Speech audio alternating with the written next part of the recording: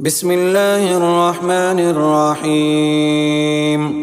الرحمن علم القرآن خلق الإنسان علمه البيان.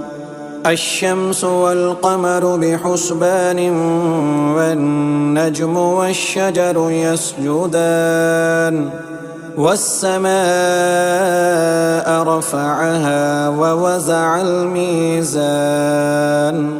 ألا تطغوا في الميزان وأقيموا الوزن بالقسط ولا تخسروا الميزان.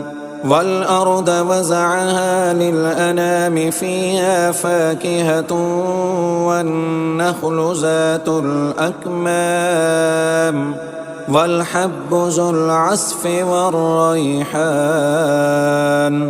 فبأي آلاء ربكما تكذبان؟ خلق الإنسان من صلصال كالفخار وخلق الجان من مارج من نار. فبأي آلاء ربكما تكذبان؟ رب المشرقين ورب المغربين. فبأي آلاء ربكما تكذبان؟ مرج البحرين يلتقيان بينهما برزخ لا يبغيان. فبأي آلاء ربكما تكذبان؟ يخرج منهما اللؤلؤ والمرجان. فبأي آلاء ربكما تكذبان؟ وله الجوار المنشآت في البحر كالأعلام. فبأي آلاء ربكما تكذبان؟ كل من عليها فان ويبقى وجه ربك ذو الجلال والإكرام. فبأي آلاء ربكما تكذبان؟ يسأله من في السماوات والأرض كل يوم هو في شأن. فبأي آلاء ربكما تكذبان؟ سنفرغ لكم أيها الثقلان. فبأي آلاء ربكما تكذبان؟ يا معشر الجن والإنس إن استطعتم أن تنفذوا من أقطار السماوات والأرض فانفذوا لا تنفذون إلا بسلطان. فبأي آلاء ربكما تكذبان؟ يرسل عليكما شواظ من نار ونحاس فلا تنتصران. فبأي آلاء ربكما تكذبان؟ فإذا انشقت السماء فكانت وردة كالدهان. فبأي آلاء ربكما تكذبان؟ فيومئذ لا يسأل عن ذنبه إنس ولا جان. فبأي آلاء ربكما تكذبان؟ يعرف المجرمون بسيماهم فيؤخذ بالنواسي والأقدام. فبأي آلاء ربكما تكذبان هذه جهنم التي يكذب بها المجرمون يطوفون بينها وبين حميم آن فبأي آلاء ربكما تكذبان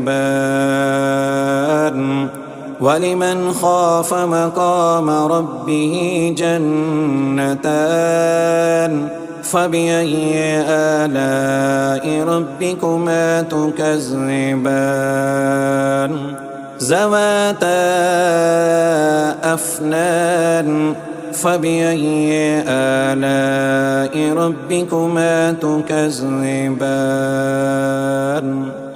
فيهما عينان تجريان فبأي آلاء ربكما تكذبان فيهما من كل فاكهة زوجان فبأي آلاء ربكما تكذبان متكئين على فرش بطائنها من استبرق وجنى الجنتين دان فبأي آلاء ربكما تكذبان فيهن قاصرات الطرف لم يطمثهن إنس قبلهم ولا جان فبأي آلاء ربكما تكذبان كأنهن الياقوت والمرجان فبأي آلاء ربكما تكذبان هل جزاء الإحسان إلا الإحسان فبأي آلاء ربكما تكذبان ومن دونهما جنتان فبأي آلاء ربكما تكذبان مدهامتان